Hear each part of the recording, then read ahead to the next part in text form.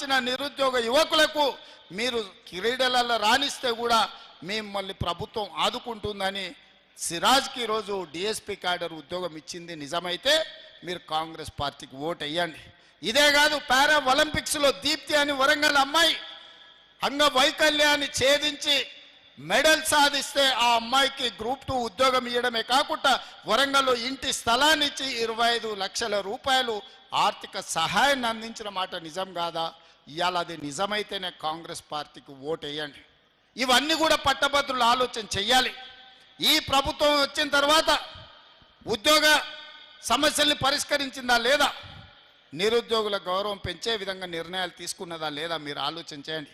ఇదే కాదు, నిజామాబాద్ రైతులంటే దేశానికే తలమానికం.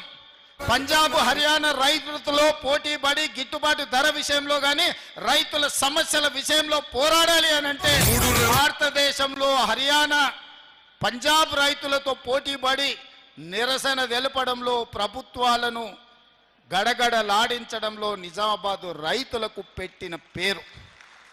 ఆనాడు రైతు ఉద్యమాలలో నేను ఇక్కడికి వచ్చిన తర్వాతనే కాంగ్రెస్ పార్టీకి అధ్యక్షుడు మోహన్ రెడ్డి ఆ రోజు ఈ కార్యక్రమాన్ని తీసుకొని పెద్దలు సుదర్శన్ రెడ్డి గారు వీళ్ళందరూ పెడితే నేను నిజామాబాద్ రైతు పోరాటాలకి ఇక్కడికి వచ్చిన.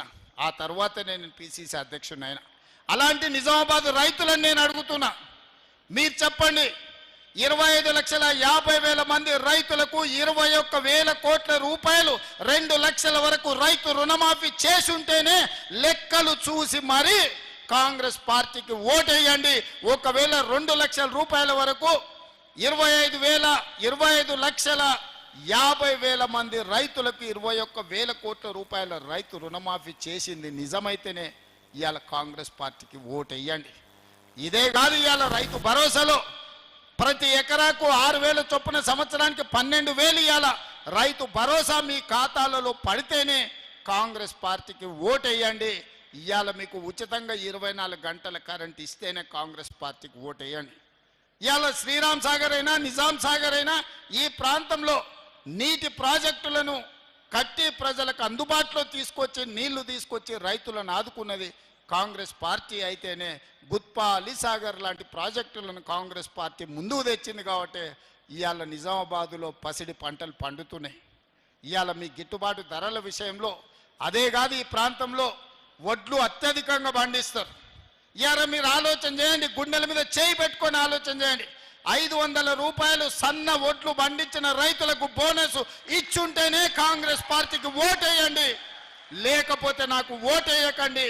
మీరు ఆ ఓటు ఎవరికైనా వేసుకోండి. ఇలా సన్న వడ్లు పండించిన రైతులకు 500 రూపాయల బోనస్ ఇచ్చింది మేము కాదా? మీరు ఒక్కసారి ఆలోచన చేయండి మిత్రులారా. ఇవాళ ఒక్కొక్కటిగా సమస్యల్ని పరిష్కరించుకుంటూ ఆర్థిక ఇబ్బందులను అధిగమించుకుంటూ ఈరోజు ముందుకు నడిపిస్తున్నది ప్రభుత్వం. ఆదాయం పడిపోయింది, అప్పులు పెరిగిపోయినాయి. 69,000 కోట్ల రూపాయలతో 2014లో చంద్రశేఖరరావు గారికి రాష్ట్రాన్ని అప్పచెప్తే 2024 తిరిగి మళ్ళీ కాంగ్రెస్కి అప్పచెప్పేటప్పటికి 7,11,000 కోట్ల రూపాయల అప్పులు చేసిండు చంద్రశేఖరరావు. ఆనాడు సంవత్సరానికి 6,500 కోట్ల రూపాయలు అప్పు చెల్లించేది ఉంటే ఈనాడు ప్రతి నెల 6,500 కోట్ల రూపాయలు నేను అప్పు చెల్లిస్తున్న. సంవత్సరానికి 75,000 కోట్లు ఈరోజు కేసీఆర్ చేసిన అప్పులకు అసలు మిత్తి నేను కడుతున్నా. ఈ సంవత్సరం మొత్తం 75,000 కోట్ల రూపాయలు కట్టిన. ఈయన తెచ్చిన అప్పులకు అసలు మిత్తి కట్టడానికి నేను కొత్త అప్పులు చేయాల్సి వచ్చింది.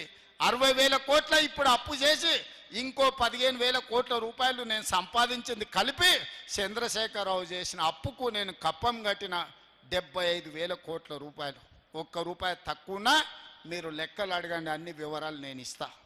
ఇవాళ చంద్రశేఖరరావు మనల్ని అప్పుల కుప్పగా తయారు చేసిన రాష్ట్రాన్ని పరిష్కరించుకుంటూ ఒకటొకటిగా పరిష్కరిస్తూ ముందుకెళ్తున్నా. ఆనాడు ఈరోజు ప్రభుత్వ ఉద్యోగస్తులను నేను అడుగుతున్నా, మీ గుండెల మీద చేయి పెట్టుకొని మీరు ఆలోచన చేయండి. చంద్రశేఖరరావు ఉన్నన్ని రోజులు మీ జీతాలు ఎన్నడు వచ్చినాయో మీరు లెక్క చూసుకోండి. మీ బ్యాంకులో ఖాతా తెచ్చుకొని చూసుకోండి. ఎన్నడూ మీ జీతం వస్తుందో మీకు తెలియని పరిస్థితి. 1 తారీఖు నాడు మీరు తెచ్చుకున్న అప్పులకు బ్యాంకులకు కట్టాలి, పాల పైసలు కట్టాలి, పిల్లల బడి ఫీజులు కట్టాలి, ఇంటి కిరాయి కట్టాలి. ఎన్నడైనా చంద్రశేఖరరావు ముఖ్యమంత్రి ఉన్నంత కాలం మీకు 1 తారీఖు నాడు జీతాలు వచ్చినాయా?